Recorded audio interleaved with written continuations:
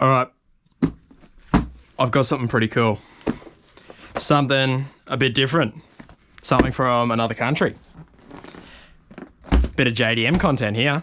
Mind the janky setup, but it is what it is. But I shipped this all the way from Japan, and it's pretty cool.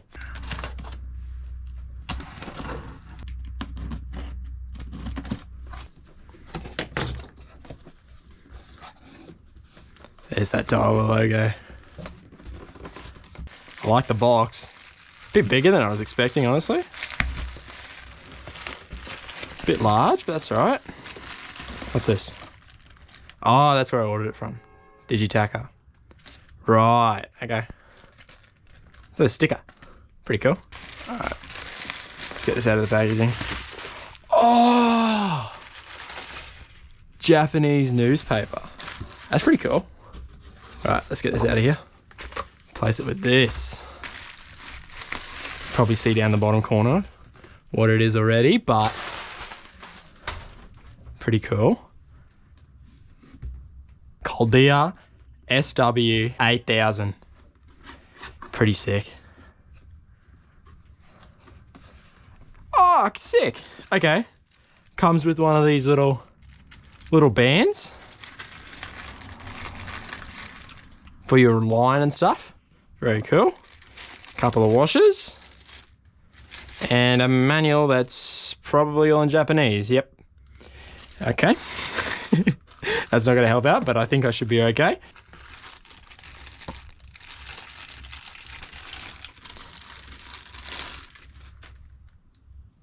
So that's your handle. Pretty good. It's all one piece.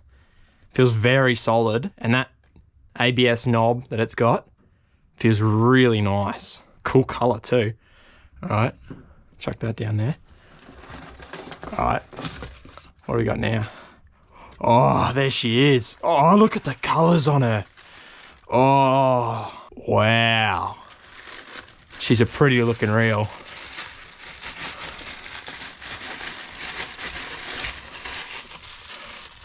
Oh, that's smooth too. That is one nice bit of kit.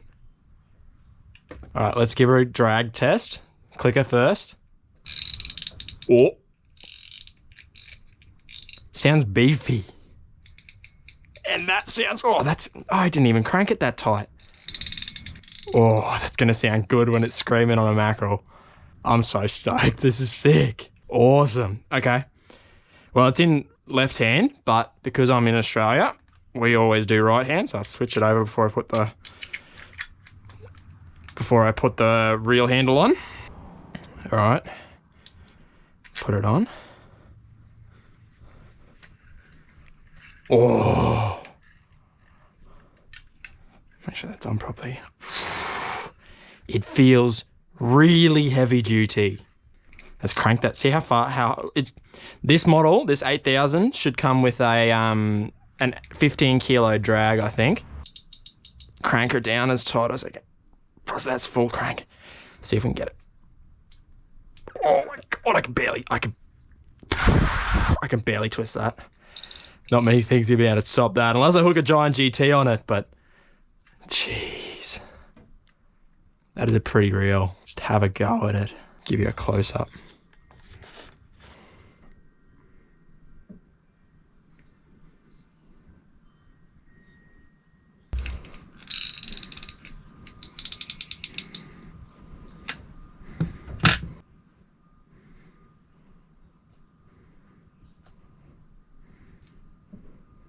Well, I'll go over the specs of it.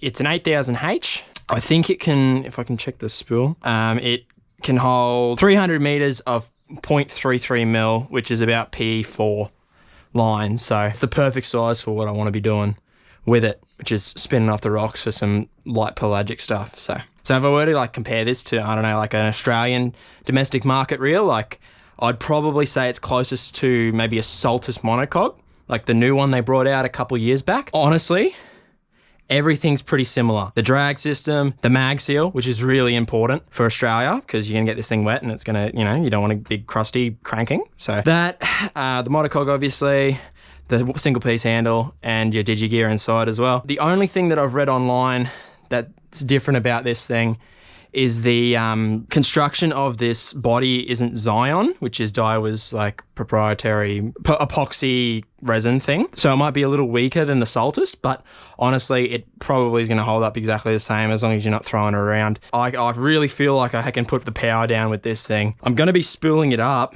with this 50-pound Tasline that I just bought the other day. It's exactly P 0.33, which is the right diameter for this. I bought the Tasline because it actually, while it says 50 pound on the front, it actually can break it. I think the actual breaking strain is more like 78 pound.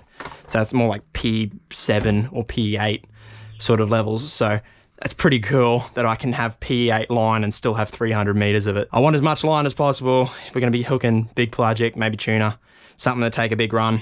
All right, let's see what's underneath this drag knob. Okay, it's a bit different. Bit different to what I'm used to. A bit more solid, I think. Oh, there we go. Nice and solid on there. There's that lovely gold. Look at that. And that's just your standard. It's got 3-pin. Definitely looks like that kind of, you know, mid-range Daiwa thing that we've seen a while, those 3 screws. Whereas the higher tier, the higher next size up, you know, your Souls and your Mavericks and stuff usually have multiple screws around there with different rivets and stuff, but still looks like water would have trouble trying to penetrate that. So it looks really nice and sealed in there. It looks so, so good. I'm stoked to have it. I'm gonna be throwing poppers like this with it. I'm pairing it up with this Saltist Hyper 4-6. Should be perfect for this kind of combo. It's a 7.6 rod, so it's a 7.9 rod actually, so I can actually throw big lures long distance. So it'd be really cool. But this is just a reel you wouldn't see in Australia much, you know, being a Japan import. It's really cool. I'm stoked to have it and I'm stoked to test it out. Let me know in the comments if you wanted me to see like a full review of it later, because I'm assuming there's not too many of them on the internet at the moment. All right, well, I'm gonna go spool this up and try and get out as soon as possible to test it out. So I hope you enjoyed the video. A bit of a different one, bit of an unboxing style thing. If you want to see more of these, let me know. Gives me an excuse to buy more reels, I guess, and more gear. So let me know if you want to see that kind of thing. But as always, thank you very much for the view. I hope you enjoyed, and hopefully I'll see you in the next one. Maybe casting for big tuna. We will see. Anyway, you.